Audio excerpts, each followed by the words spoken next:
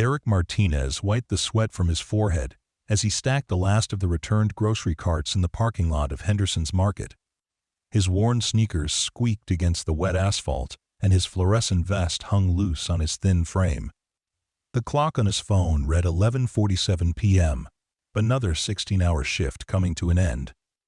He didn't know that walking up to his elderly neighbor's cluttered porch with a container of leftover soup would set in motion events that would transform his life forever. He didn't know that the frail woman coughing behind her front door had a brother who could make dreams come true with a single phone call. All Eric knew was that Mrs. Chen looked sick, and he had soup to share. But sometimes the smallest acts of kindness create the biggest miracles. Before we carry on, please hit the subscribe button for more real, emotional, life-changing stories like this, and let me know where you are watching from in the comments. The apartment complex on Maple Street had seen better days. Paint peeled from the wooden siding like old skin, and the concrete steps leading to each unit were cracked and uneven. Eric Martinez climbed those steps slowly, his legs heavy with exhaustion after another double shift at the grocery store. At 28, he felt decades older, worn down by the relentless grind of single parenthood and financial struggle. His daughter Maya was already asleep when he quietly turned the key in the lock of apartment 2B, her small form curled up on the fold-out couch that served as both their living room seating and her bed. The studio apartment was cramped but clean, every surface maximized for storage and function. Eric had learned to live with less, to make every dollar stretch until it screamed. The walls were decorated with Maya's artwork from school, colorful drawings that brought life to the otherwise sparse space. A small kitchenette occupied one corner, barely large enough for Eric to prepare simple meals. But it was enough. It had to be enough. He moved quietly through his nighttime routine, checking on Maya's sleeping form, her dark hair spread across the pillow like spilled ink. At 6 years old, she had inherited her mother's delicate features and quick smile, but Eric saw his own determination in the set of her small jaw. Carmen had left when Maya was barely 2, unable to handle the pressure of young parenthood, and Eric's struggles to find steady work. The divorce papers had been finalized 3 years ago, and Carmen had since moved to another state, her monthly phone calls to Maya becoming increasingly sporadic until they stopped altogether. Eric settled into the worn recliner he'd found at a garage sale, the only piece of furniture in the apartment that was truly his. The chair had become his sanctuary, the place where he paid bills, filled out job applications, and sometimes just sat in the dark trying to figure out how to make tomorrow better than today. Tonight, he pulled out his phone and scrolled through his banking app, watching the numbers that never seemed to add up no matter how many times he calculated them. Rent was due in 6 days, and even with his full-time hours at Henderson's Market, he was still short by nearly $200. The grocery store job had been a lifeline when he'd started 8 months ago. The manager, Mrs. Rodriguez, had taken pity on him after he'd explained his situation, and she'd been flexible with his schedule when Maya was sick or when her after-school program had days off. But the pay was barely above minimum wage, and even with the overtime he regularly pulled, it wasn't enough to get ahead. Eric had applied for dozens of other positions, everything from construction work to office jobs, but his lack of a college degree and spotty work history made him less competitive than other candidates. As he sat in the darkness, Eric heard a sound that made him pause. It was a cough, harsh and persistent, coming from the apartment next door. Mrs. Chen lived alone in 2A, and Eric had noticed she'd been looking increasingly frail over the past few weeks. She was probably in her 70s, with silver hair she kept in a neat bun, and clothes that suggested she'd once lived a more comfortable life. Unlike many of the other tenants, she kept her small porch meticulously clean and had managed to grow a few plants in ceramic pots despite the limited sunlight. The coughing continued, and Eric found himself genuinely concerned. He'd seen Mrs. Chen struggling to carry groceries up the stairs recently, and she'd been moving more slowly than usual. They'd exchanged pleasantries in the hallway, and she'd always been kind to Maya, once giving her a small origami crane she'd folded from colorful paper. The gesture had meant more to Eric than Mrs. Chen probably realized, a small act of kindness in a world that often felt indifferent to his struggles. Eric made a decision that would change everything, though he had no way of knowing it at the time. He quietly moved to the kitchenette and opened the refrigerator, finding the container of chicken soup he'd made 2 days earlier. It was simple fare, nothing fancy, but it was nutritious and filling. He'd learned to cook out of necessity, developing a repertoire of inexpensive meals that could feed both him and Maya while providing the nutrition a growing child needed. The soup contained chicken thighs he'd found on sale, carrots, celery, onions, and egg noodles, seasoned with herbs he grew in small pots on their tiny balcony. He transferred a generous portion into a clean container, one of the few matching pieces of his mismatched kitchen collection. The soup was still warm, having been his own dinner just an hour before. Eric hesitated for a moment, wondering if he was overstepping boundaries, but the sound of Mrs. Chen's coughing made the decision for him. He quietly slipped out of his apartment and knocked softly on her door. "Mrs. Chen? It's Eric, from next door. I heard you coughing and wondered if you might like some soup." The coughing stopped, and Eric heard slow footsteps approaching the door. When it opened, he was shocked by Mrs. Chen's appearance. Her usually bright eyes were dull with fever, and she looked frailer than he'd ever seen her. She was wearing a thick robe despite the warm evening, and her hands trembled slightly as she gripped the doorframe. "Oh, Eric," she said, her voice hoarse and weak. "You're so kind, but I don't want to be any trouble." "It's no trouble at all," Eric replied, extending the container of soup. "I made too much anyway, and Maya's already asleep. Have you been to see a doctor?" Mrs. Chen accepted the soup with obvious gratitude, her eyes becoming slightly moist. "I've been meaning to, but it's difficult to get around. My nephew usually helps me, but he's been so busy with work lately." Eric noticed the state of Mrs. Chen's usually immaculate porch. Leaves had accumulated in the corners, and her beloved plants looked wilted and neglected. It was clear she'd been too sick to maintain her normal standards, and Eric felt a pang of sympathy for the proud woman who was clearly struggling. "Would you like me to help you clean up out here tomorrow?" Eric offered without thinking. "I have the day off, and Maya would love to help water your plants. She's been asking me about gardening." Mrs. Chen's face lit up despite her illness. "That would be wonderful, but I couldn't ask you to do that. You must be so tired after work." "I'd be happy to help," Eric insisted. "We're neighbors, and neighbors look out for each other." After ensuring Mrs. Chen had everything she needed for the night, Eric returned to his apartment with a strange sense of satisfaction. He'd spent most of his adult life focused on survival, on simply getting through each day with Maya fed, clothed, and safe. Acts of kindness had become luxuries he felt he couldn't afford, but helping Mrs. Chen had reminded him of something important about who he wanted to be in the world. The next morning, Eric woke to find Maya already awake, sitting at their small table with a bowl of cereal and her favorite book. She looked up at him with bright eyes and a milk mustache, her dark hair sticking up in every direction. "Daddy, do we go to the park today?" she asked, her voice carrying the eternal optimism of childhood. "Actually, I thought we might help Mrs. Chen with her plants today," Eric said, pouring himself a cup of coffee from the pot he'd started before she woke up. "She's been sick, and her porch needs some attention." Maya's eyes widened with excitement. "Can I help? I promise I'll be careful with the plants." "Of course you can help. That's the whole point." After breakfast, Eric and Maya gathered some basic cleaning supplies and headed next door. Mrs. Chen answered wearing a clean dress and looking slightly better than the night before, though she still moved slowly and her voice remained hoarse. "You really didn't need to do this," she said, though her gratitude was obvious. "We wanted to," Eric replied simply. "Maya's been excited about helping with the plants since I mentioned it." For the next 2 hours, Eric swept leaves and cleaned the porch, while Maya carefully watered each plant under Mrs. Chen's gentle guidance. The elderly woman had settled into a chair Eric had brought from inside, and she watched them work with an expression of deep contentment. She told Maya about each plant, their names and care requirements, and Maya listened with the intense focus she usually reserved for her favorite cartoons. "These marigolds need full sun," Mrs. Chen explained, pointing to a pot of vibrant orange flowers. "But the begonias prefer shade, so I keep them on this side of the porch." Maya nodded seriously, absorbing every word. "At our apartment, Daddy grows herbs on the balcony.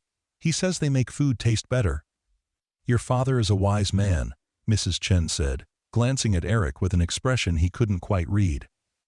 It's important to find beauty wherever you can, even in small spaces. As they worked, Eric learned more about Mrs. Chen's life. She'd been a teacher for 40 years, retiring from the local elementary school where she'd touched countless young lives. She'd never married, dedicating herself to her students and her family, particularly her younger brother, who'd moved to California decades ago. Her apartment was filled with cards and letters from former students, evidence of the impact she'd had on her community. My brother always worried about me living alone, Mrs. Chen said, as Maya carefully trimmed dead leaves from a geranium. He wanted me to move to California, but this has been my home for so long. All my memories are here. Eric understood the sentiment. Even though their apartment was small and the neighborhood wasn't the best, it was home. It was where he'd built a life with Maya, where they'd created their own routines and traditions. Moving somewhere new, even if it offered better opportunities, would mean leaving behind everything familiar. By the time they finished, Mrs. Chen's porch looked transformed. The plants stood straighter, their leaves clean and bright, and the entire space felt renewed. Mrs. Chen insisted on making them lunch, and despite Eric's protests, she prepared simple sandwiches and fruit for the three of them. They ate together on the cleaned porch, Maya chattering about school and her friends, while Mrs. Chen listened with the patient attention of someone who'd spent decades working with children. Eric, Mrs. Chen said as they were preparing to leave, I want you to know how much this means to me. It's been a long time since anyone has shown me such kindness. Eric felt embarrassed by her gratitude. It wasn't anything special really, just being neighborly. That's exactly what makes it special, Mrs. Chen replied. In a world where everyone seems too busy to notice each other, you took the time to see that I needed help. That's not common anymore. That evening, after Maya had gone to bed, Eric sat in his recliner, thinking about Mrs. Chen's words. He'd never considered himself particularly special or noteworthy. He was just a guy trying to raise his daughter and make ends meet. Someone who'd made his share of mistakes and was still figuring out how to build a better life. But perhaps that was enough. Perhaps being a good neighbor, a caring father, and a decent human being was more valuable than he'd given himself credit for. The next few days fell into their normal routine. Eric worked his shifts at the grocery store. Maya attended school and aftercare, and they spent their evenings together in their small apartment. But Eric found himself checking on Mrs. Chen more frequently, stopping by on his way to work to ensure she was feeling better and had everything she needed. She was recovering slowly, her cough gradually subsiding, and she'd returned to her routine of tending her plants each morning. On Friday afternoon, Eric was surprised to find an unfamiliar car parked outside their apartment complex. It was a nondescript sedan, not the kind of vehicle that typically appeared in their neighborhood. He thought little of it until he saw Mrs. Chen talking to a man on her porch, someone Eric didn't recognize. The man was tall and lean, wearing jeans and a baseball cap pulled low over his eyes. Something about his posture suggested he was trying to avoid being noticed, though Eric couldn't imagine why anyone would need to be inconspicuous in their quiet neighborhood. Eric was loading groceries from his car when he heard Mrs. Chen call his name. She was walking toward him with the mysterious visitor, and as they got closer, Eric could see that the man was probably in his 50s, with weathered features and intelligent eyes that seemed to take in everything around him. Eric, I'd like you to meet my brother, Mrs. Chen said, her voice carrying a note of excitement Eric had never heard before. David, this is Eric Martinez, the neighbor I was telling you about. David extended his hand with a warm smile. It's good to meet you, Eric. My sister has been singing your praises since I arrived. Eric shook the offered hand, noting the man's firm grip and the calluses that suggested he was used to physical work. Nice to meet you too, David. Mrs. Chen mentioned you live in California. I do, but I try to visit whenever I can. Angela tells me you've been taking excellent care of her while she was sick.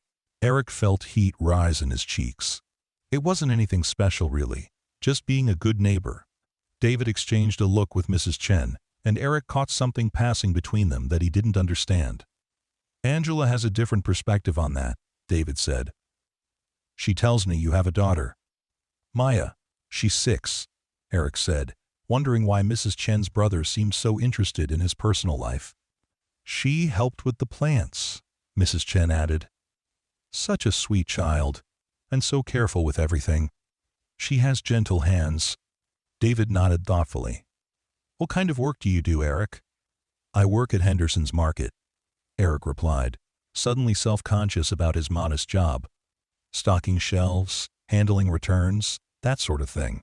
"Have you always worked in retail?" Eric hesitated, unsure why David was asking so many questions but not wanting to be rude. "No, I've done various things. Construction, landscaping, some warehouse work.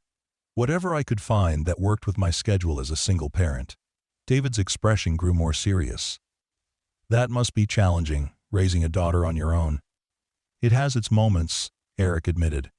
"But Maya's worth it. She's the best thing that's ever happened to me." Something in David's expression shifted, and Eric saw a flicker of emotion cross his features. "I can tell you're a good father, Eric. The way my sister talks about you, it's clear you're someone who cares about doing the right thing." Before Eric could respond, Maya's voice called out from their apartment balcony. "Daddy, are you coming up? I finished my homework." Eric looked up to see his daughter leaning over the railing, her dark hair catching the afternoon sunlight.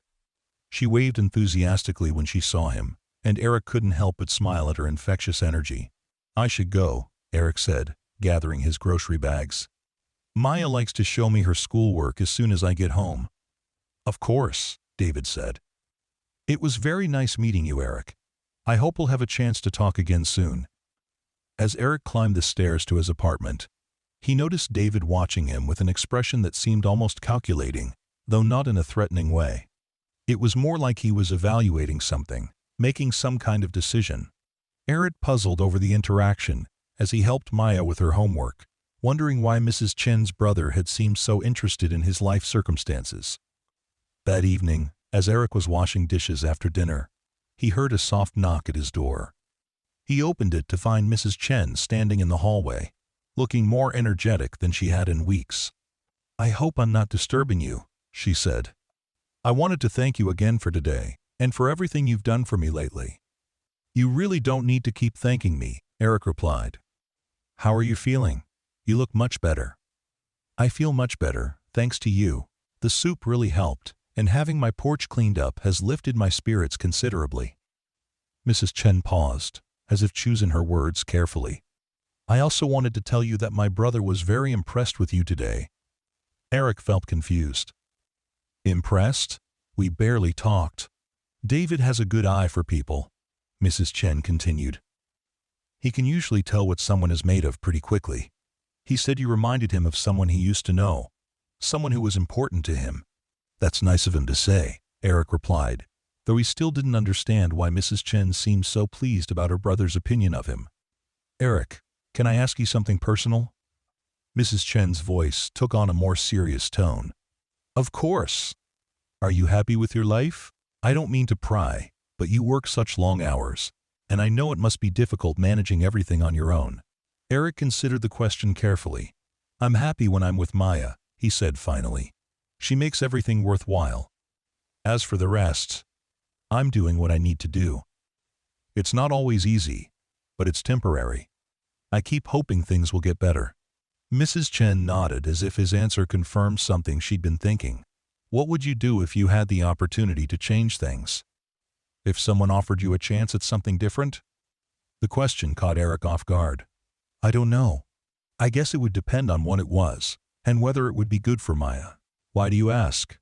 "Just curious," Mrs. Chen said, though her expression suggested there was more to her question than idle curiosity. "You're a good man, Eric. Sometimes good people deserve good things to happen to them." After Mrs. Chen left, Eric found himself thinking about her words. What would he do if he had the chance to change his circumstances? The truth was, he'd been stuck in survival mode for so long that he'd almost stopped dreaming about anything better. His goals had become smaller and more practical, focused on immediate needs rather than long-term aspirations. Pay the rent, buy groceries, make sure Maya was happy and healthy. Those were the things that mattered, the things he could control. But if he were honest with himself, Eric knew he wanted more. He wanted to be able to provide Maya with opportunities he'd never had. He wanted to take her on vacations, to buy her books and art supplies without having to calculate the cost against other necessities. He wanted to save money for her college education, to give her choices about her future that he'd never had. Most of all, he wanted to feel like he was building something lasting, not just surviving from paycheck to paycheck. The next morning was Saturday, and Eric had planned to spend the day doing laundry and cleaning their apartment. But as he was loading clothes into the building's shared washing machine, David appeared in the laundry room doorway. "Morning, Eric," David said, his voice carrying a warmth that seemed genuine. "I hope you don't mind me tracking you down. I wanted to continue our conversation from yesterday." "Sure," Eric replied, though he felt puzzled by David's persistence. "What did you want to talk about?" David glanced around the small laundry room, then back at Eric. "Would you mind if we went somewhere more private? Maybe we could take a walk." Eric hesitated, unsure what to make of the request. "I need to stay close to keep an eye on the laundry, and Maya's upstairs by herself." "Of course. How about we sit on the steps out front?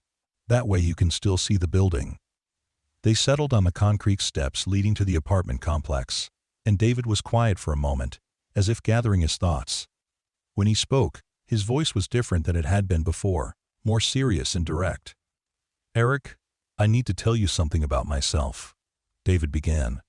"And I need you to promise me you'll hear me out before you react." Eric felt a flutter of concern. "Okay. My name isn't just David Chen. It's David Chen-Harrison. I'm an actor." Eric stared at him, processing the information. The name sounded familiar, but he couldn't immediately place it. "I've been in movies and television for about 25 years, David continued. "Nothing you'd probably recognize unless you're into action films or crime dramas. I'm not a household name, but I've been fortunate enough to make a good living at it." Understanding began to dawn on Eric. "That's why you were being so careful yesterday, with the hat and everything." "Exactly. I've learned to be cautious about being recognized in public.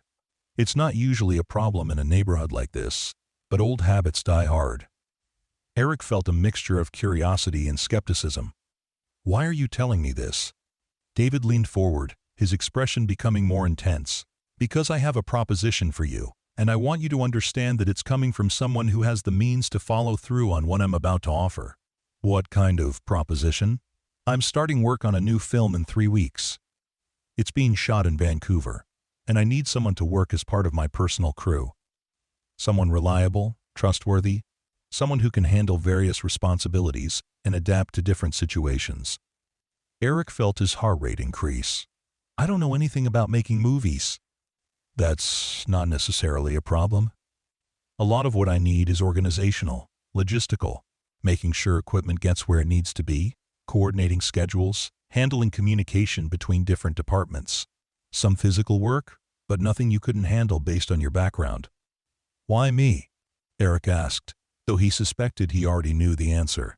"Because in the last few days, you've shown me exactly the kind of character I'm looking for. You saw that my sister needed help, and you helped her without expecting anything in return. You involved your daughter in acts of kindness, teaching her by example. You work hard, you're responsible, and you care about doing things the right way." Eric felt overwhelmed by the offer. "I don't understand. You don't even know me." "I know enough," David replied, "and Angela has filled in the gaps. She's told me about how you've been checking on her, how you've never asked for anything in return, how you treat her with respect and genuine care. That tells me everything I need to know about your character." "What would this job involve exactly?" "The film shoot is scheduled for 8 weeks. You'd be working directly with my team, learning the industry from the ground up. The pay would be significantly better than what you're making now, and there would be opportunities for advancement if you're interested and good at the work." Eric's mind raced with possibilities and concerns. "What about Maya? I can't just leave her here." "I wouldn't expect you to. The production company provides housing for crew members, and we can arrange for Maya to attend school in Vancouver.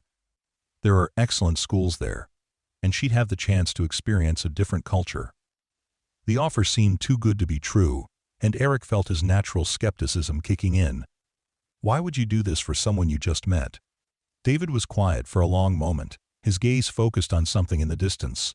When he spoke, his voice carried a weight of emotion that Eric hadn't heard before. When I was about your age, I was in a similar situation. I was struggling to make it as an actor, working restaurant jobs and construction to pay the bills. I had a daughter too, from a relationship that didn't work out. I was barely keeping my head above water, and I was starting to think I'd never break into the industry. David paused, and Eric could see the memories playing across his features. A director named Marcus Webb gave me a chance. He saw something in me, believed in me, what I didn't believe in myself. He hired me for a small role in a low-budget film, and that led to other opportunities. Without that first break, I never would have had the career I've had. What happened to your daughter? David's expression grew pained. I lost custody of her when she was 7. Her mother remarried, and they moved across the country. I was traveling so much for work, and the court decided she'd be better off with stability. I've regretted that decision every day since, but by the time I was established enough to fight it, she was grown up and had her own life. Eric felt a deep empathy for the man sitting beside him. I'm sorry. The point is, I recognize what you're going through. I see the way you look at Maya, the way you prioritize her needs over your own. You're a good father, Eric, and you deserve the chance to provide her with the opportunities you want to give her. This is a lot to process, Eric said honestly. I know it is. I'm not asking you to decide right now. Think about it, talk to Maya if you want. But I need an answer by Monday. The pre-production schedule is tight, and if you're going to join the crew, I need to get the paperwork started. After David left, Eric sat on the steps for a long time, trying to wrap his mind around what had just happened. The offer seemed like a dream, too good to be real. But as he thought about it, he realized that David's story had the ring of truth to it. There was something in the man's eyes when he talked about his daughter, a regret that couldn't be faked. Eric went upstairs to find Maya playing with her dolls on the living room floor. She looked up at him with bright eyes, and he felt a familiar surge of love and protectiveness. "Daddy, you look funny," she said, tilting her head to one side. "Are you okay?" Eric sat down on the floor beside her, picking up one of her dolls. "I'm fine, sweetheart. Just thinking about some things." "What kind of things?" Eric considered how to explain the situation to a 6-year-old. "How would you feel about going on an adventure? Maybe traveling to a new place for a little while?" Maya's eyes widened with excitement. "Like a vacation?" "Sort of. More like living somewhere new for a couple of months. There would be new schools, new friends, new places to explore. Would you come with me?" "Of course I would. We'd be together the whole time." Maya thought about this for a moment. Would Mrs. Chen come too? "No, honey. Mrs. Chen would stay here. But we'd come back to visit her." "I think it sounds exciting," Maya said, already losing interest in the conversation and returning to her dolls. "Can we go to the park later?" That evening, after Maya had gone to bed, Eric found himself walking to Mrs. Chen's door.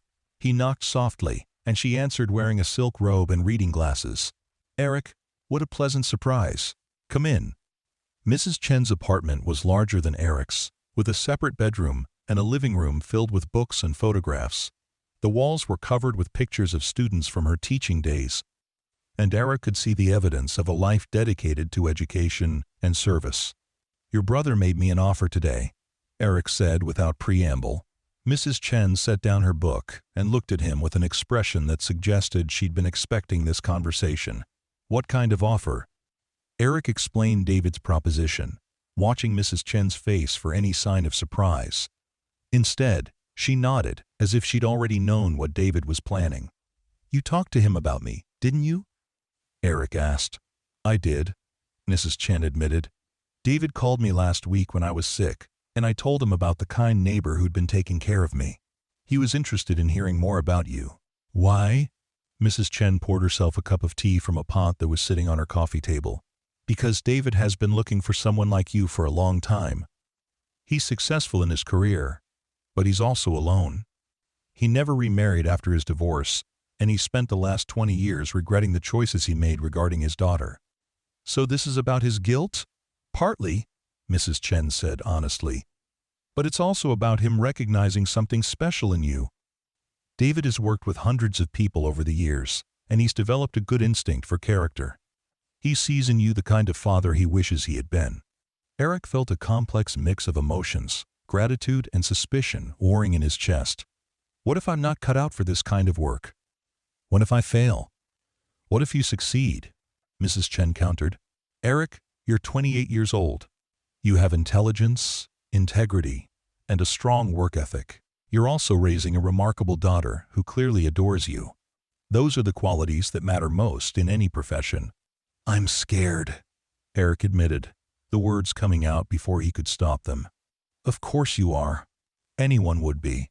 But being scared doesn't mean you shouldn't try. It means you understand that this opportunity is important.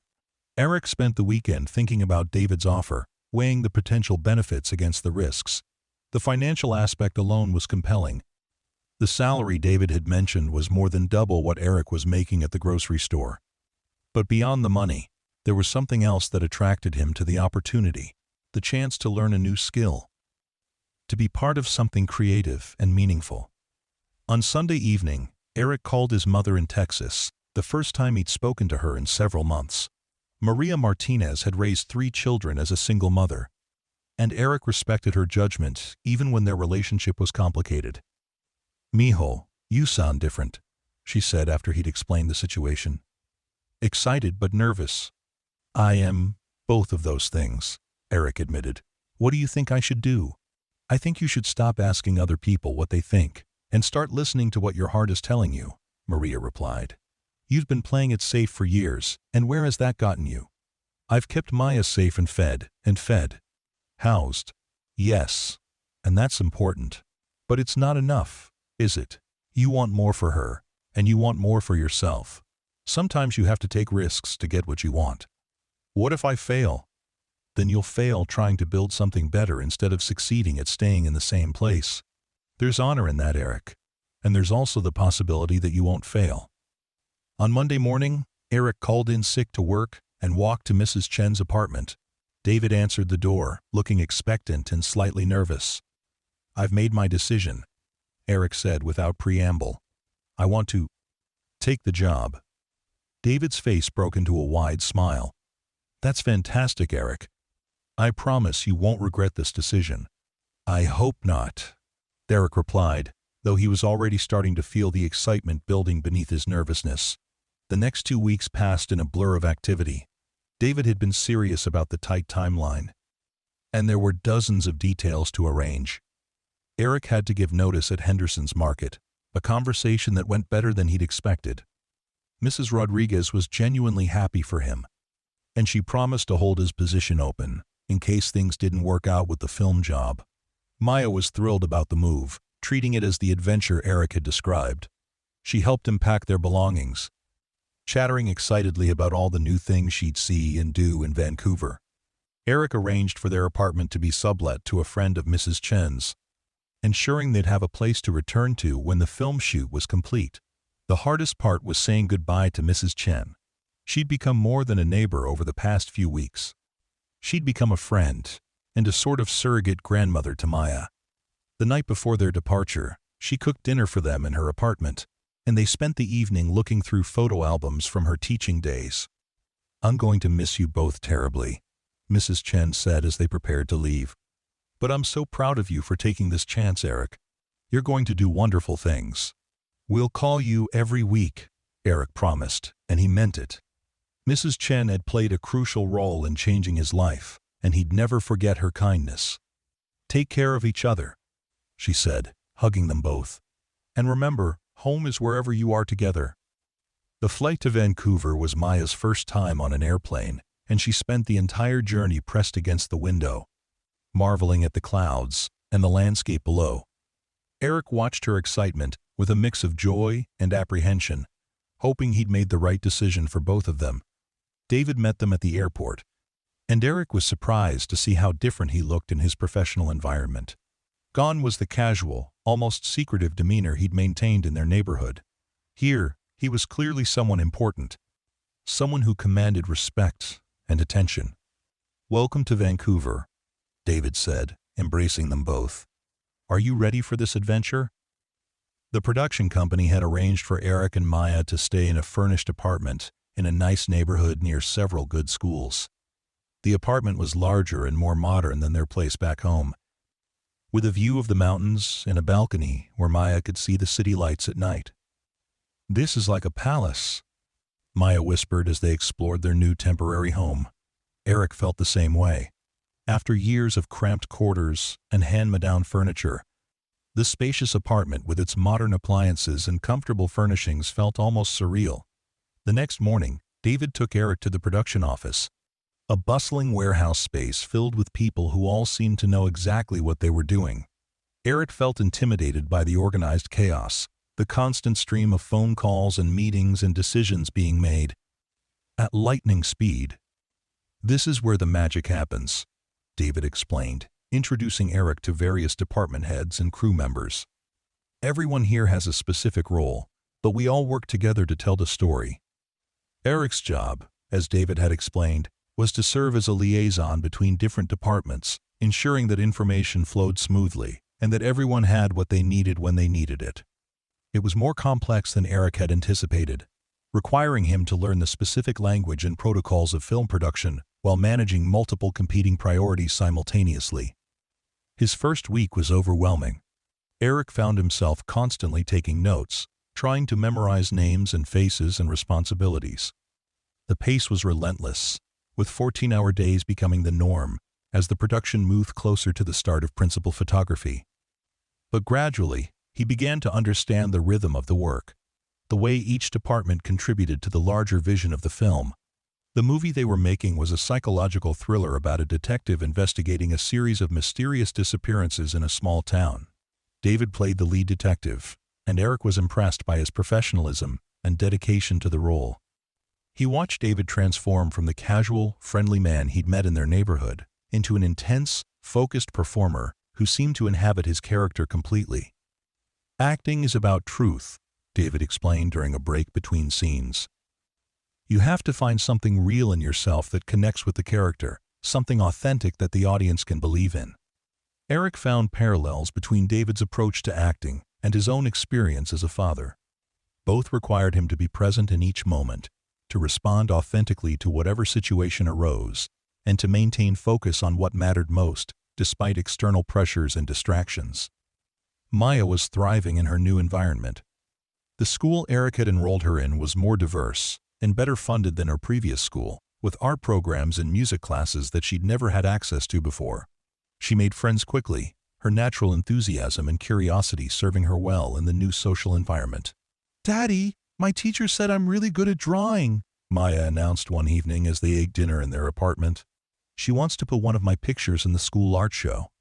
Eric felt a surge of pride and gratitude.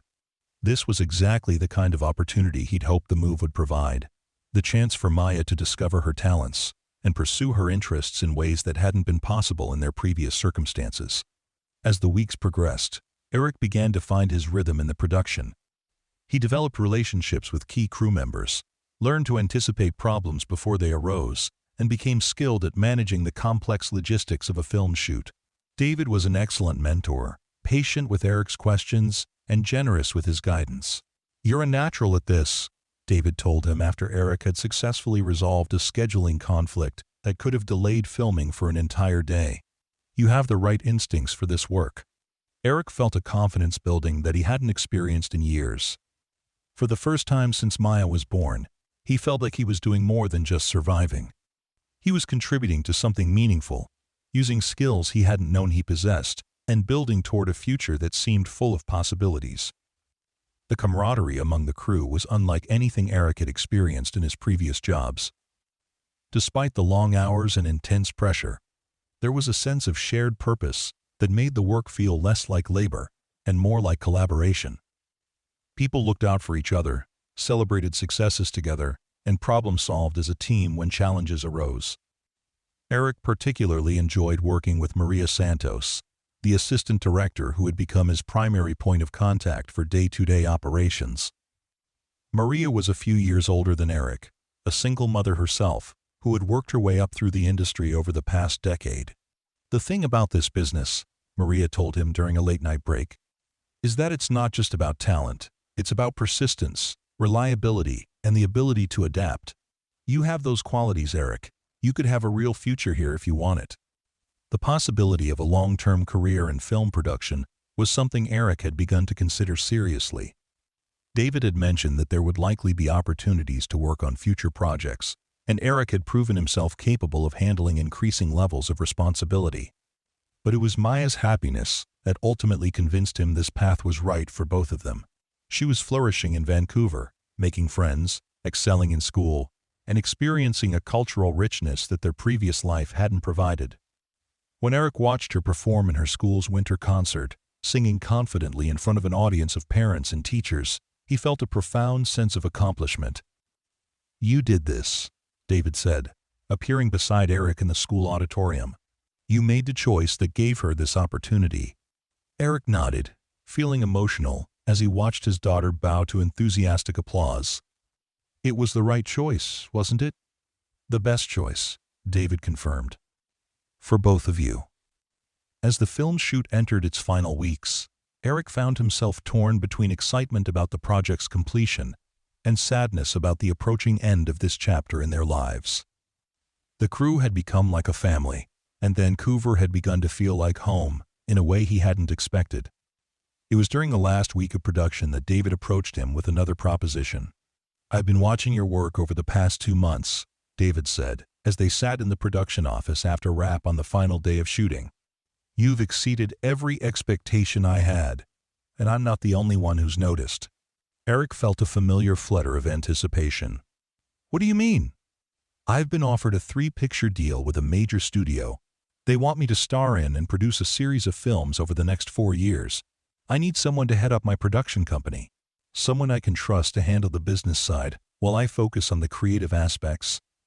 Eric stared at him, hardly believing what he was hearing. "You want me to run your production company?" "I want you to learn to run it," David clarified. "You'd start as my assistant, but with the understanding that you gradually take on more responsibility as you gained experience. The salary would be substantial, and there would be opportunities for profit sharing as the brawl company grows." "What about Maya?" "She's part of the package," David said with a smile. "I've seen how happy she is here, how well she's doing in school. Why would we want to change that?" Eric felt overwhelmed by the magnitude of the offer. "This is incredible, David. I don't know what to say." "Say you'll think about it," David replied. "But don't take too long. I need to give the studio an answer by the end of the week." That night, Eric called Mrs. Chen to tell her about David's offer. She listened quietly as he described the opportunity, and he could hear the smile in her voice when she responded. "I'm not surprised," she said. "I knew from the moment David met you that something special was going to happen. You've worked hard for this, Eric. You deserve it." "I miss you," Eric said, surprising himself with the admission. "Both of us do." "I miss you too," Mrs. Chen replied. "But I'm so proud of what you've accomplished, and I know this is just the beginning." Eric spent the next few days discussing the decision with Maya, who was enthusiastic about staying in Vancouver permanently. She'd formed close friendships at school and had joined the drama club, where she was already talking about auditioning for the spring play. "I love it here, Daddy," she said as they walked through the neighborhood they'd come to know so well. "It feels like where we're supposed to be." Eric felt the same way. Vancouver had given them opportunities and experiences that would have been impossible in their previous life. More importantly, it had given them hope for the future, a sense that they were building something lasting rather than just surviving from day to day. On Friday morning, Eric walked into David's office with his answer. "I accept," he said simply. With gratitude and excitement, and maybe a little terror, David laughed, standing up to shake Eric's hand. "Terror is good. It means you understand the significance of what you're taking on." Over the following months, Eric immersed himself in learning the business side of film production. He studied contracts, budgets, and distribution deals, working closely with David and the studio executives to understand the financial and strategic aspects of the industry. It was challenging work, requiring him to develop new skills and knowledge, but Eric found himself energized by the complexity and creativity involved. Maya continued to thrive in her new environment. She joined the school's art program and began taking piano lessons, discovering talents that might never have been nurtured in their previous circumstances. Her confidence grew along with her skills, and Eric watched with pride as she performed in school plays and art shows. The first film in David's 3-picture deal was a success, both critically and commercially. Eric had played a small but important role in its production, and he felt a deep sense of satisfaction knowing that his work had contributed to something that would entertain and inspire audiences around the world. It was during the premiere of that first film that Eric truly understood how much his life had changed. He stood in the theater lobby, wearing a suit that actually fit properly, watching Maya charm the assembled crowd of industry professionals and celebrities. She was still the same bright, curious child she'd always been, but now she moved through the world with a confidence and poise that reflected the opportunities she'd been given. "You clean up nice," David said, appearing beside Eric with 2 glasses of champagne. "I still can't believe this is real sometimes," Eric admitted, accepting the glass. 2 years ago, I was stocking shelves and wondering how I was going to pay rent. Now I'm in a movie premiere for a film I helped produce." "You didn't just help produce it," David corrected. "You were essential to its success. The studio executives have been very impressed with your work." Eric felt a flush of pride. The studio had indeed taken notice of his contributions, and there had been discussions about expanding his role in future projects. The production company he was learning to run was growing, with several promising scripts in development, and a reputation for quality that was attracting top talent. "I need to tell you something," David said, his voice becoming more serious. "I've been in touch with my daughter recently. My real daughter, the one I lost custody of years ago." Eric felt surprised by the revelation. David had rarely spoken about his daughter since that first conversation on the apartment steps. "She's 25 now, living in Seattle, working as a graphic designer. She reached out to me a few months ago, said she'd been thinking about reconnecting." "That's wonderful," Eric said, genuinely pleased for his mentor and friend. "She told me she'd been following my career, and she was proud of what I'd accomplished. But she also said something that really stuck with me." David paused, looking out at the crowd of people celebrating the film's success. "She said she could tell I'd become the kind of person she'd want to know, not just because I was her father, but because of the choices I'd made about how to live my life." Eric understood the significance of that statement. David had found redemption not through grand gestures or dramatic reconciliation, but through the daily choice to be a better person than he'd been before. "I think she was partly referring to what I did for you and Maya," David continued. "The way I chose to pay forward the kindness that was shown to me when I was struggling. She said it showed her that I'd learned from my mistakes." "Have you seen her?" "We're having dinner next week," David said, and Eric could hear the mixture of excitement and nervousness in his voice. "She's coming to Vancouver for a visit. I'd like you and Maya to meet her, if you're willing." "Of course," Eric replied. "We'd be honored." As the evening wound down and the crowd began to disperse, Eric found himself reflecting on the journey that had brought him to this moment. It had started with a simple act of kindness, offering soup to a sick neighbor, but it had led to opportunities and experiences he could never have imagined. The next morning, Eric called Mrs. Chen, as he did every Sunday. She was still living in their old neighborhood, still tending her plants and maintaining her connections with former students and colleagues. But now their conversations were filled with updates about Eric's work and Maya's achievements, stories of a life that had expanded far beyond what either of them had thought possible. "I saw the review of David's movie in the newspaper," Mrs. Chen said, pride evident in her voice. "They mentioned the production company by name. That's your work they're praising." "It's all of our work," Eric replied. "David, the crew, everyone who contributed to making it happen. But you were the one who made it possible," Mrs. Chen insisted. "Your organization, your attention to detail, your ability to solve problems. David couldn't have done it without you." Eric felt the truth of her words, and the confidence that came with knowing he'd found his calling. The work was demanding and sometimes stressful, but it was also deeply satisfying in a way that his previous jobs had never been. "I have some news," Eric said. "The studio has offered me a long-term contract. They want to make me a full partner in David's production company, with my own projects to develop and produce."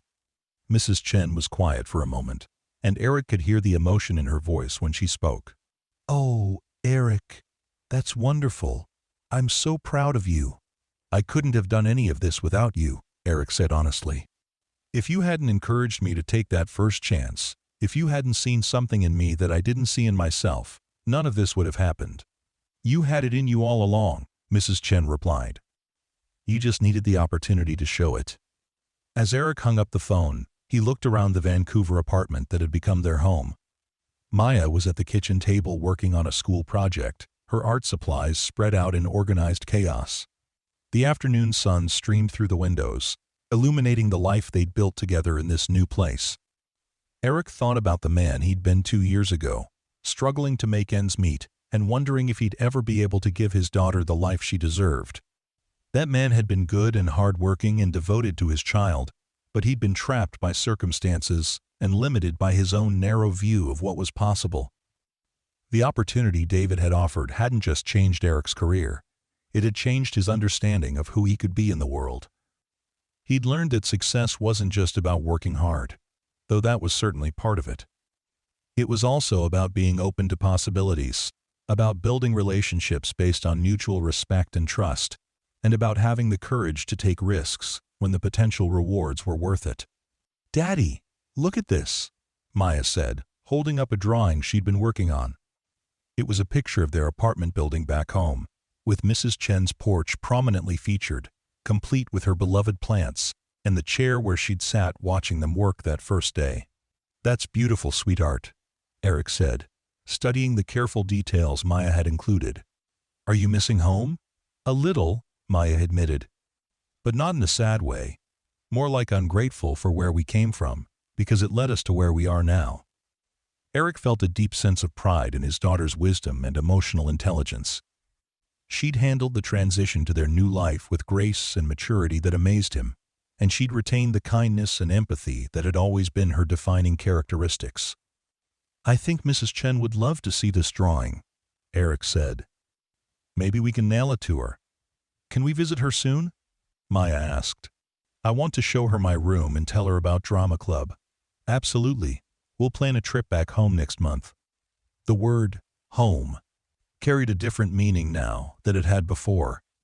Their apartment building on Maple Street would always be the place where their new life had begun, where Eric had made the choice to help a neighbor in need and set in motion the events that had transformed their circumstances.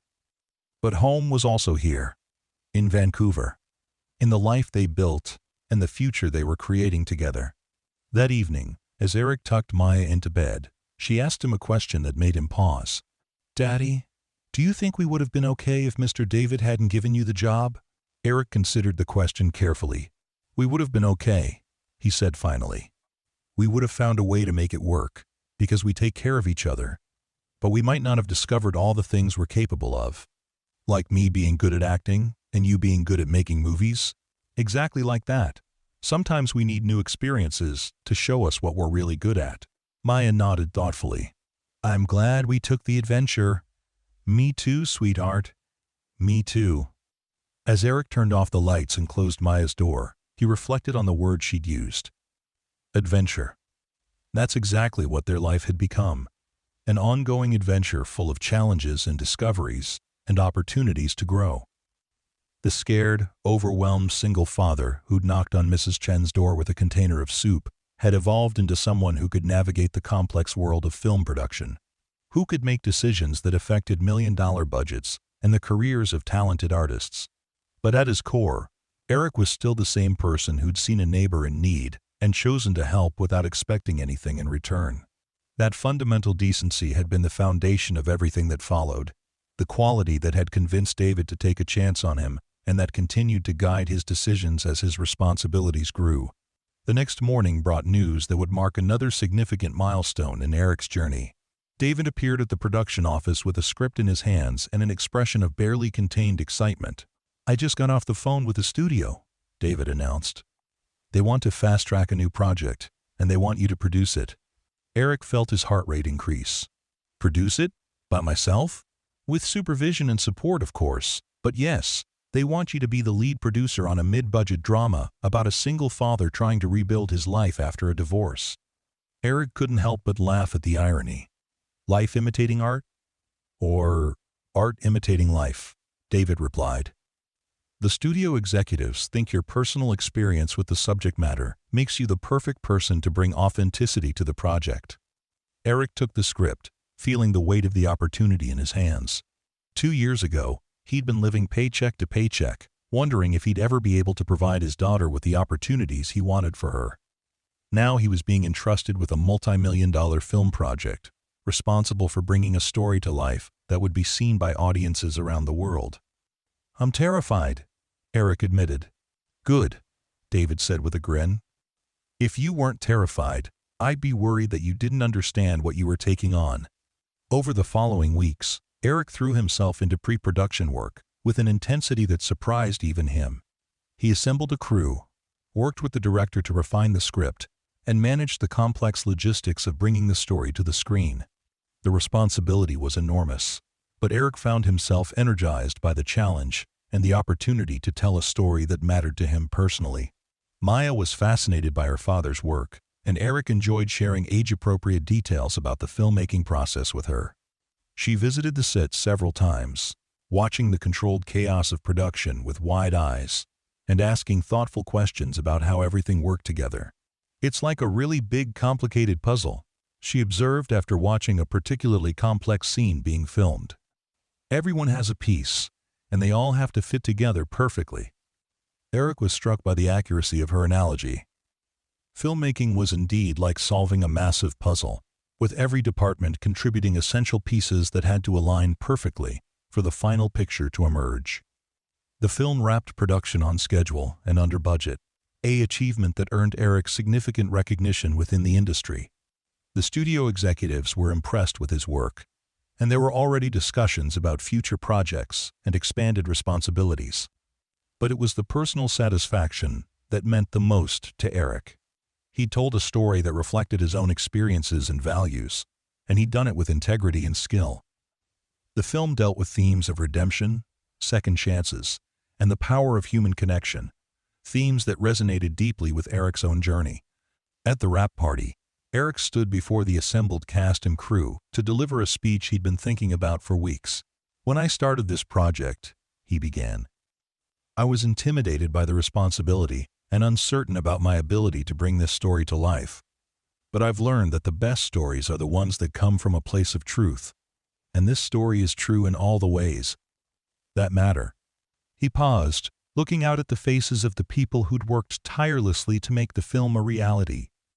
"This movie is about second chances, about the possibility of transformation, about the idea that our circumstances don't define our potential. Those themes are personal to me because they reflect my own experience. 3 years ago, I was a struggling single father with limited prospects and big dreams for my daughter. Today, I'm standing here because someone believed in me and gave me a chance to prove what I was capable of." Eric's voice grew stronger as he continued. "But more than that, this film exists because of the collaborative effort of everyone in this room. You've all contributed your talents, your expertise, and your passion to create something that will hopefully inspire and move audiences. That's the magic of this industry, the way individual talents combine to create something greater than the sum of its parts." The applause was warm and sustained, and Eric felt a deep sense of accomplishment and gratitude. He'd found his calling in an industry that valued creativity, collaboration, and the power of storytelling to connect people across different backgrounds and experiences. As the evening wound down, Eric found himself in conversation with several studio executives who were eager to discuss future projects. The success of his first film as a producer had opened doors to opportunities he was just beginning to explore. "We're looking at a slate of projects for next year," one executive explained. "Social dramas, character-driven pieces, stories that have something meaningful to say about the human experience. Your sensibilities seem perfectly aligned with what we're trying to accomplish." Eric felt excitement building as he considered the possibilities. The industry was changing, with audiences increasingly hungry for authentic stories that reflected the complexity and diversity of real life.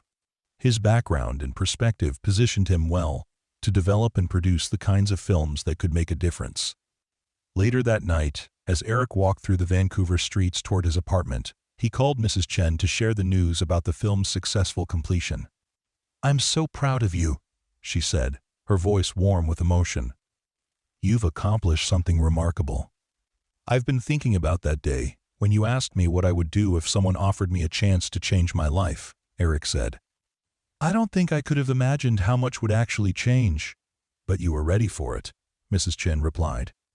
"You had the character and the work ethic and the heart to make the most of the opportunity when it came. That's what made the difference." Eric felt the truth of her words. Success wasn't just about being in the right place at the right time, though that was certainly part of it. It was about being prepared to recognize opportunity when it appeared, and having the courage to embrace it despite the risks involved. "Maya and I are planning to visit next month," Eric said. "We want to see you and spend some time in the old neighborhood." "I can't wait," Mrs. Chen said. "I've been watching your plants on the balcony. They're growing beautifully." Eric laughed, remembering the small herb garden he'd maintained in their tiny apartment. It seemed like a lifetime ago, that careful cultivation of basil and parsley in plastic containers. But it had been part of the same impulse that had led him to help Mrs. Chen with her porch plants. "I'll bring you some seeds from Vancouver," Eric promised. Maya's been learning about native plants in her science class. After hanging up, Eric stood on his balcony looking out at the city lights of Vancouver. The view was spectacular, with the mountains visible in the distance and the harbor stretching out toward the Pacific Ocean. It was a far cry from the cramped balcony of their old apartment, but Eric felt a deep connection to both places and both versions of himself. The struggling single father who'd offered soup to a sick neighbor had been motivated by kindness and compassion, but he'd also been limited by his circumstances and his own narrow view of what was possible. The film producer, who now stood on a luxury balcony in Vancouver, had expanded opportunities and greater resources. But he was still fundamentally the same person, still motivated by the desire to take care of his daughter and contribute something meaningful to the world. Maya appeared beside him, having apparently gotten out of bed to find him. "Daddy, I couldn't sleep," she said, leaning against the balcony railing. "I keep thinking about the movie and how proud I am of you." Eric put his arm around his daughter, feeling the familiar surge of love and protectiveness that had motivated every major decision of his adult life. "I'm proud of you too," he said. "You've handled all these changes with such grace and maturity. You've made new friends, excelled in school, and discovered talents I didn't even know you had. Do you think Mom would be proud of us too?"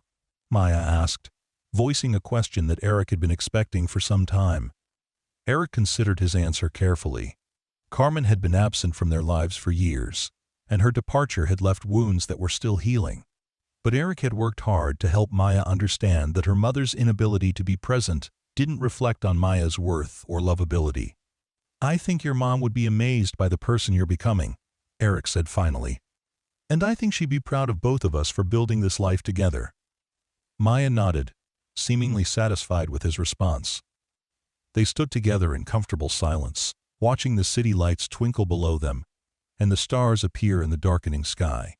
"Daddy," Maya said after a while, "do you think we'll always live here?" "I don't know," Eric replied honestly. "Our work might take us to different places, and you might want to go to college somewhere else someday. But wherever we go, we'll go together, and we'll always have each other. And we'll always remember where we came from," Maya added. Mrs. Chen and the old apartment, and how everything started. Eric felt a deep sense of contentment as he considered his daughter's words. She understood something important about their journey, the way their past had prepared them for their present and would continue to influence their future. The struggles and challenges they'd faced had given them resilience and perspective, qualities that would serve them well regardless of what opportunities lay ahead. The film Eric had produced premiered 6 months later to positive reviews and strong box office performance. Critics praised its authentic portrayal of single parenthood and its nuanced exploration of themes related to redemption and second chances. Eric found himself in demand for interviews and panels, sharing his perspective on the industry and the importance of telling stories that reflected diverse experiences. But it was the response from audiences that meant the most to Eric. He received letters and emails from single parents who felt seen and understood by the film, from people who'd been inspired by its message about the possibility of transformation and growth. The movie had achieved what Eric had hoped for. When he first read the script, it had created a meaningful connection between storyteller and audience, bridging the gap between individual experience and universal themes. At the film's premiere, Eric stood on the red carpet with Maya beside him, both of them dressed in formal attire that reflected their new circumstances. Maya had grown taller and more confident over the past year, and she handled the attention and photographers with poise that impressed Eric. "This is surreal," Eric murmured to David, who was standing nearby with his own daughter Rebecca. The reunion between David and Rebecca had been successful, and they were slowly rebuilding their relationship with patience and mutual respect. "You earned this," David replied. "Every bit of it." Eric felt the truth of that statement. The success he was experiencing wasn't just luck or good timing. It was the result of hard work, dedication, and the willingness to take risks when the potential rewards were worth it. He'd transformed himself from a grocery store employee with limited prospects into a successful film producer with a bright future, but he'd done it without losing sight of the values and priorities that had always guided him. As they walked into the theater for the premiere, Eric caught sight of Mrs. Chen in the crowd. She'd flown to Vancouver for the event, and she was beaming with pride as she watched Eric and Maya make their way down the red carpet. Their eyes met across the busy lobby, and Eric felt a rush of gratitude for the woman who'd played such a crucial role in changing his life. After the screening, Eric made his way through the crowd to find Mrs. Chen. She was talking to several other guests, sharing stories about Eric's character and work ethic with obvious pride. "There's the man of the hour," she said, embracing Eric warmly.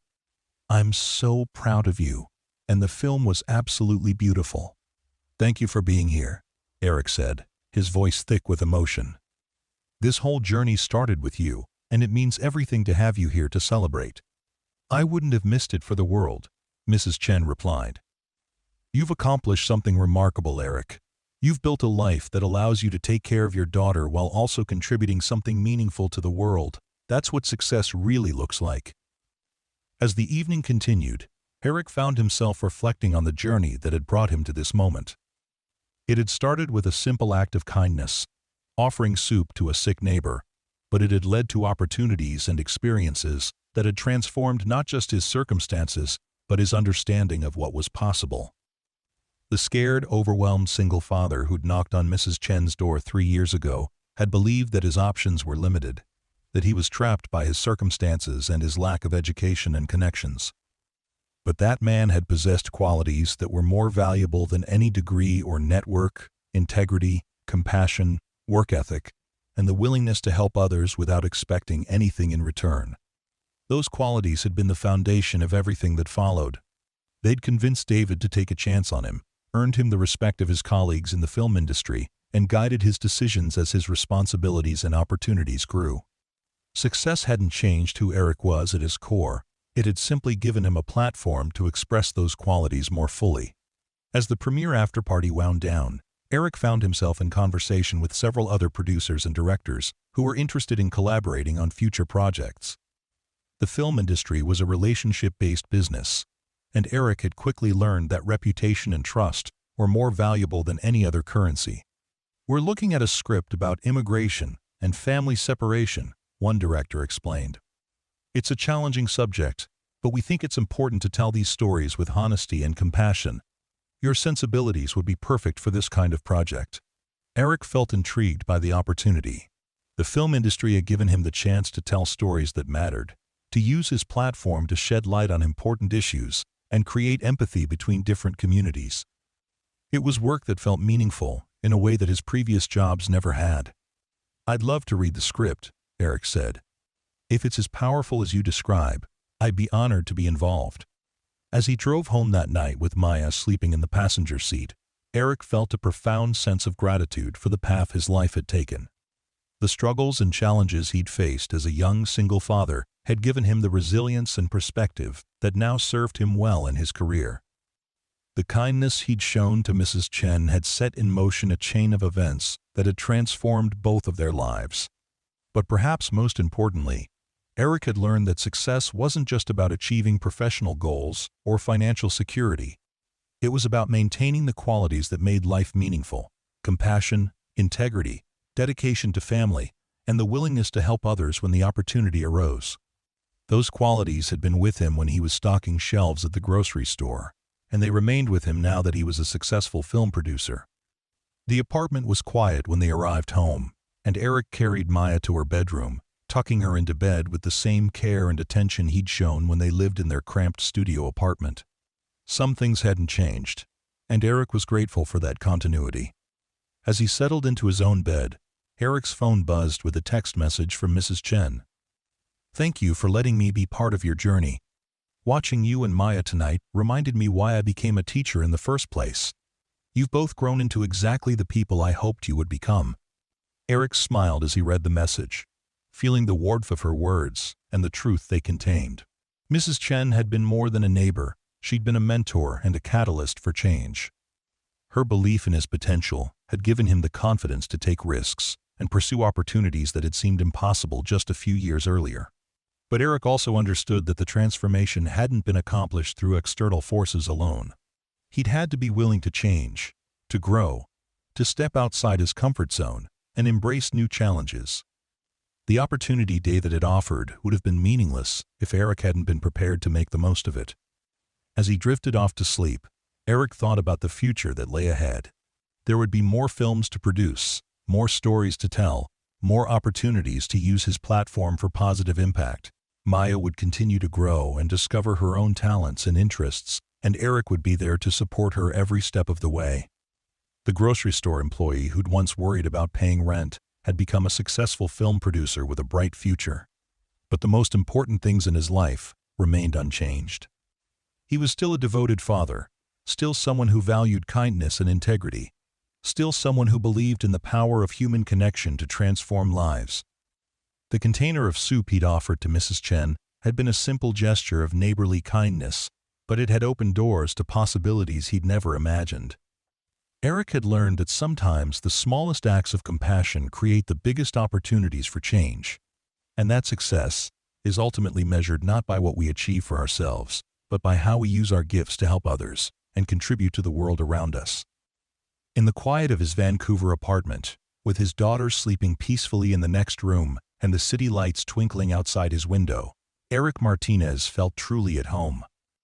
The journey from struggling single father to successful film producer had been extraordinary, but it had been built on the foundation of ordinary human decency and the simple choice to help a neighbor in need. As he finally fell asleep, Eric's last thought was a promise to himself and to Maya. No matter how much their circumstances continued to change, no matter what opportunities or challenges lay ahead, he would never forget the lessons he'd learned about the power of kindness, the importance of taking risks when the potential rewards were worth it, and the truth that success without integrity was ultimately meaningless. The soup had been simple, chicken and vegetables, nothing fancy or expensive, but it had been prepared with care and offered with genuine concern for another person's well-being. That simple act of kindness had changed 2 lives forever, proving that sometimes the most extraordinary transformations begin with the most ordinary gestures of human decency. 3 years later, Eric Martinez stood in his production office overlooking downtown Vancouver, reading a script that would become his next major project. Maya, now 9 years old, was at drama camp, pursuing her passion for performance with the same dedication Eric brought to his work. Mrs. Chen visited twice a year, her small porch plants replaced by a thriving garden that Eric had helped her design and install. The man who had once knocked on a neighbor's door with a container of soup had become someone who opened doors for others, just as David had done for him. Eric's production company had established a mentorship program for young people from disadvantaged backgrounds, providing them with opportunities to learn about filmmaking and develop their creative talents. "Every story matters," Eric told the group of teenagers who had gathered in the conference room for their weekly workshop.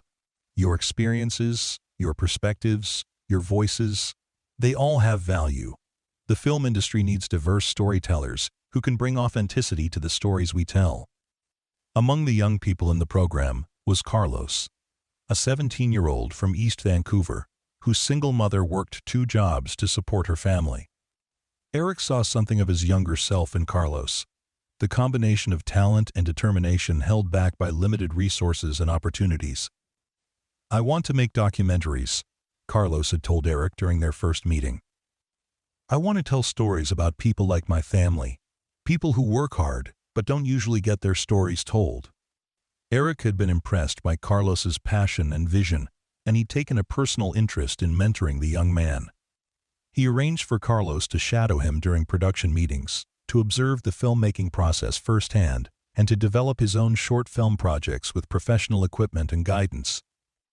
"The best stories come from lived experience," Eric explained as they reviewed Carlos's latest project, a short documentary about immigrant families in their neighborhood. "You understand the subject matter in a way that someone from outside your community never could. That's your strength as a storyteller." Carlos nodded, his eyes bright with the excitement of someone discovering their calling. "It's like what you always say about authenticity being more important than technical perfection." Eric smiled, recognizing his own words reflected back to him. Teaching others had become one of the most rewarding aspects of his success, the opportunity to pass on not just technical knowledge, but the deeper lessons about character and integrity that had shaped his own journey. The mentorship program had grown significantly over the past year, with funding from the studio and support from other industry professionals who believed in developing new talent. Eric had been invited to speak at film schools and industry conferences, sharing his story and advocating for more inclusive approaches to hiring and development in the entertainment industry. "Success creates responsibility," Eric told audiences at these speaking engagements. "When you've been given opportunities, you have an obligation to create opportunities for others. That's how positive change happens, one person at a time, one chance at a time." Maya had begun to understand her father's work in more sophisticated ways as she grew older. She attended some of his speaking engagements and had started to develop her own ideas about social justice and the power of storytelling to create empathy and understanding. "Daddy, why don't more movies have characters like Mrs. Chen?" she asked one evening as they walked through their neighborhood. "She's interesting and smart and has lots of stories, but I never see people like her in the movies we watch." Eric felt proud of his daughter's observation and the compassion behind it. "That's exactly the kind of question that good filmmakers ask," he replied. "And it's why we need more diverse voices in the industry, so that all kinds of stories get told." Maya nodded thoughtfully. "Maybe I'll make movies about people like Mrs. Chen when I grow up." "Maybe you will," Eric agreed. "Or maybe you'll tell those stories in a completely different way that no one has thought of yet." The success of Eric's films had opened doors to larger projects and greater responsibilities. The studio had offered him a position as head of development, with the authority to greenlight projects and shape the company's creative direction. It was a significant promotion that would increase his influence within the industry and provide him with the resources to develop the kinds of stories he was passionate about telling. But with greater success came greater scrutiny and pressure. Eric found himself navigating complex political dynamics within the studio system, balancing creative vision with commercial considerations, and managing teams of talented people who didn't always agree on the best approach to a project. "Power changes people," David warned him during one of their regular lunch meetings. "Not necessarily in bad ways, but it does change them. The key is to stay connected to the values that got you here in the first place." Eric appreciated David's guidance, as he had throughout their professional relationship. David had become more than a mentor. He was a trusted friend whose own journey through the industry provided valuable perspective on the challenges and opportunities that lay ahead. "I think about Mrs. Chen's porch," Eric said, surprising himself with the admission. "When things get complicated or political, I remember what it felt like to clean those plant pots and listen to her talk about her students. It reminds me of why this work matters." David smiled knowingly. "That's good. Hold on to that feeling. It's what will keep you grounded when success starts to feel normal." Eric understood what David meant. There was a danger in becoming too comfortable with privilege, too removed from the struggles that had shaped his character and values. The grocery store shifts and sleepless nights worrying about rent had been difficult, but they had also taught him lessons about perseverance and gratitude that he didn't want to forget. To maintain that connection, Eric had established a tradition of volunteering at a local food bank once a month, often bringing Maya with him to help distribute meals to families in need. It was important to him that his daughter understood the reality of economic hardship and the importance of using their resources to help others. "There's dignity in all honest work," Eric told Maya as they packed groceries for families during one of their volunteer sessions. "The people we're helping today might be struggling financially, but that doesn't make them any less valuable or deserving of respect." Maya had absorbed these lessons well, and Eric was proud of the empathy and social awareness she was developing. She had started a fundraising campaign at her school to support local homeless shelters, and she regularly used her allowance to buy supplies for the mentorship program participants. "She's got your heart," Mrs. Chen observed during one of her visits to Vancouver. She had been watching Maya organize art supplies for the younger children in the program, directing their activities with gentle authority and obvious care. "She's got her own heart," Eric replied. "But I'm glad she's learned the importance of helping others." Mrs. Chen nodded approvingly. "That's the most important lesson you can teach a child. Everything else is just details." As Eric's 4th year in Vancouver came to a close, he received an offer that would test his commitment to the values he'd tried to maintain throughout his journey. A major entertainment conglomerate wanted to acquire his production company, offering a sum that would secure his and Maya's financial future for generations. The offer was tempting not just for the money, but for the resources and distribution networks it would provide. Eric could reach larger audiences, tell bigger stories, and have access to the best talent in the industry. But the acquisition would also mean less creative control and pressure to prioritize commercial considerations over artistic vision. "What does your gut tell you?" David asked when Eric shared the details of the offer. "That it's too much money to turn down," Eric admitted. "But also, that money isn't the most important thing anymore." David leaned back in his chair, studying Eric's face. "What would the Eric who brought soup to my sister think about this decision?" Eric considered the question carefully. The man who had knocked on Mrs. Chen's door had been motivated by compassion and a desire to help, not by the possibility of personal gain. He had made that choice because it was the right thing to do, without calculating the potential benefits to himself. He would probably ask whether this decision would help me tell better stories and create more opportunities for other people, Eric said slowly. "And I'm not sure the answer to that question is yes." David smiled. "I think you already know what you're going to do." Eric did know, though the decision still felt daunting. He would turn down the acquisition offer and maintain control of his production company, accepting slower growth in exchange for creative freedom and the ability to prioritize meaningful storytelling over maximum profit. When he called to decline the offer, the studio executives expressed surprise and disappointment. They had expected Eric to jump at the opportunity, and they struggled to understand his reasoning. "I appreciate the offer," Eric explained, "but I started this company to tell stories that matter, to create opportunities for underrepresented voices, and to use the platform responsibly. I'm not convinced that those goals would be best served by this CA acquisition." The conversation was difficult, and Eric wondered if he was making a mistake that he would regret for the rest of his life. But when he got home that evening and found Maya working on a script for her drama class, he felt confident in his decision. "What's your play about?" he asked, settling into the chair beside her desk. "It's about a girl who has to choose between what's easy and what's right," Maya replied without looking up from her notebook. "She chooses what's right, even though it's harder." Eric felt a surge of pride and recognition. His daughter had internalized the lessons he'd tried to teach her, and she was already applying them to her own creative work. "That sounds like a good story," he said. "How does it end?" Maya looked up at him with bright eyes. "She's happier in the end, even though she has less money, because she can sleep well at night knowing she made the right choice." Eric laughed, struck by the wisdom in his 9-year-old daughter's words. "That's a very mature perspective. I learned it from you," Maya said simply, returning to her writing. As Eric watched his daughter work, he felt a deep sense of satisfaction with the decision he'd made. Success wasn't just about accumulating wealth or achieving maximum career advancement. It was about maintaining the integrity and values that made life meaningful. and about using whatever platform you had to make a positive impact on the world. The production company continued to grow and thrive under Eric's leadership, developing a reputation for quality storytelling and ethical business practices.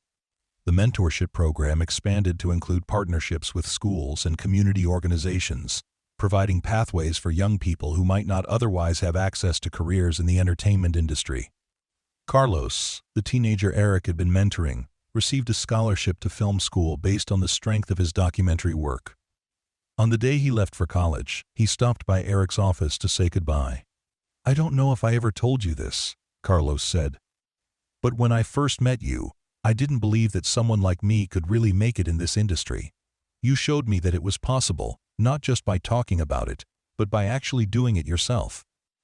Eric felt emotional as he shook the young man's hand. "You did the hard work. I just provided some guidance and opportunities." "You provided hope," Carlos corrected. "And you taught me that success means helping other people succeed too. I'm going to remember that." As Carlos left, Eric reflected on the cyclical nature of mentorship and opportunity. David had given him a chance when he needed it most, and now Eric was doing the same for others. The soup he'd offered to Mrs. Chen had been repaid many times over, not through direct reciprocity, but through the ongoing choice to help others when the opportunity arose. That evening, Eric called Mrs. Chen to share the news about Carlos's scholarship and to update her on the company's latest projects. These conversations had become a cherished ritual, a way of maintaining connection to the values and relationships that had shaped his journey. "I read about your decision to turn down the acquisition offer," Mrs. Chen said during their conversation. "I'm proud of you for choosing principle over profit." "It was the right decision," Eric replied. "But I have to admit, there are moments when I wonder if I'm being foolish. Wisdom often looks like foolishness to people who prioritize the wrong things," Mrs. Chen said. "You're building something that will last longer than money, something that will continue to create positive impact long after you're gone." Eric felt the truth of her words. The stories his company told, the careers it launched, the young people it mentored, these would outlast any financial gain and create ripple effects that extended far beyond his own life. As his 5th year in Vancouver began, Eric received recognition that validated his approach to business and storytelling. His production company was honored with an industry award for social impact, and Eric was invited to deliver the keynote address at the ceremony. 5 years ago, I was a grocery store employee worried about paying rent. Eric began his speech, looking out at an audience of industry professionals and civic leaders. Today, I'm standing here not because I'm particularly talented or brilliant, but because someone saw potential in me and gave me a chance to prove what I was capable of. He paused, thinking of David and Mrs. Chen and all the people who had contributed to his success.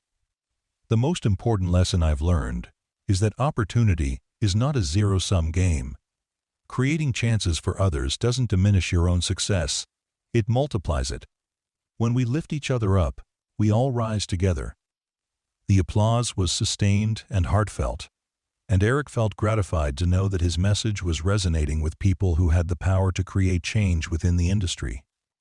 After the ceremony, Eric was approached by representatives from several other production companies who were interested in collaborating on projects with social impact. The network of relationships he'd built through ethical business practices was proving to be more valuable than any acquisition deal could have been.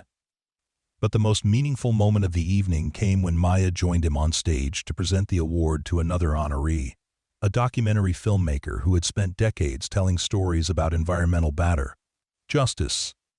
Watching his daughter speak confidently about the importance of using art to create positive change, Eric felt a deep sense of accomplishment that had nothing to do with professional success.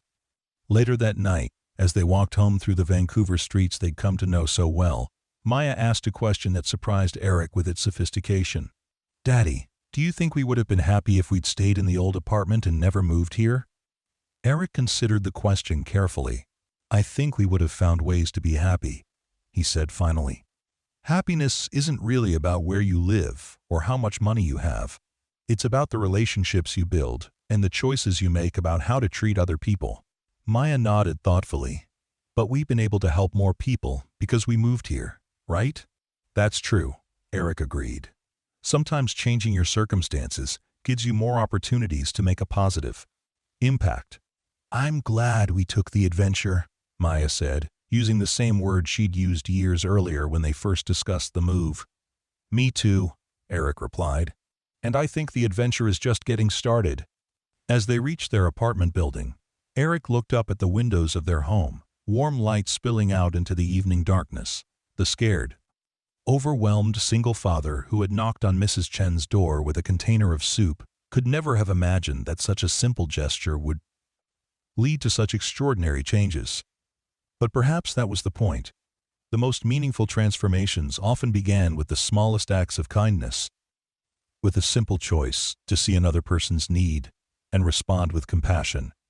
Eric had offered soup to a sick neighbor because it was the right thing to do, not because he expected it to change his life. The lesson he'd learned, and the one he hoped to pass on to Maya and to the young people in his mentorship program, was that character mattered more than circumstances, that integrity was more valuable than wealth, and that the most important measure of success was not what you accumulated for yourself, but what you contributed to the lives of others. As Eric tucked Maya into bed that night, she asked him to tell her the story of how their adventure began, a bedtime ritual that had developed over the years. "Once upon a time," Eric began, "there was a man who worked very hard but never seemed to have enough money. He lived in a small apartment with his daughter, who was the light of his life." Maya smiled, knowing the story by heart, but never tiring of hearing it. One day, the man heard his elderly neighbor coughing, and he decided to share his soup with her because she seemed sick and alone. He didn't know that this simple act of kindness would change everything. As Eric continued the familiar story, he marveled at how much truth could be contained in such a simple narrative. A man, a container of soup, a choice to help someone in need. Everything else had flowed from that moment of connection and compassion, and they all lived happily ever after. Maya finished as Eric concluded the story. "Not happily ever after," Eric corrected gently. "Happily ever after suggests that the story is over. But our story is still being written, every day, with every choice we make about how to treat other people." Maya nodded sleepily. "I want to write a good story, Daddy." "You already are, sweetheart," Eric replied, kissing her forehead. "You already are." As Eric turned off the lights and closed Maya's door, he felt a profound sense of gratitude for the journey that had brought them to this moment. The container of soup he'd offered to Mrs. Chen had been simple fare, nothing fancy or expensive, but it had been prepared with care and offered with genuine concern for another person's well-being. That simple act had opened doors to possibilities he'd never imagined. But more importantly, it had reinforced lessons about character and compassion that continued to guide his decisions as his opportunities and responsibilities grew. Eric had learned that success without integrity was ultimately meaningless, and that the most important legacy he could leave was not the films he produced or the money he earned, but the example he set for his daughter and the opportunities he created for others. In the quiet of his Vancouver apartment, with Maya sleeping peacefully and the city lights twinkling outside his window, Eric Martinez felt truly at home. The soup had been simple, but its impact had been extraordinary, proving that sometimes the smallest gestures of human kindness create the biggest possibilities for transformation and growth. The man who had once worried about paying rent had become someone who opened doors for others, just as David had done for him. The cycle of opportunity and mentorship continued, each act of kindness creating ripples that extended far beyond the original gesture. As Eric finally drifted off to sleep, his last thought was a promise to continue honoring the lessons he'd learned about the power of compassion, the importance of integrity, and the truth that success is ultimately measured not by what we achieve for ourselves, but by how we use our gifts to help others and contribute to the world around us. The story that had begun with a container of soup continued to unfold, one choice at a time, one act of kindness at a time, proving that extraordinary transformations often have the most ordinary beginnings.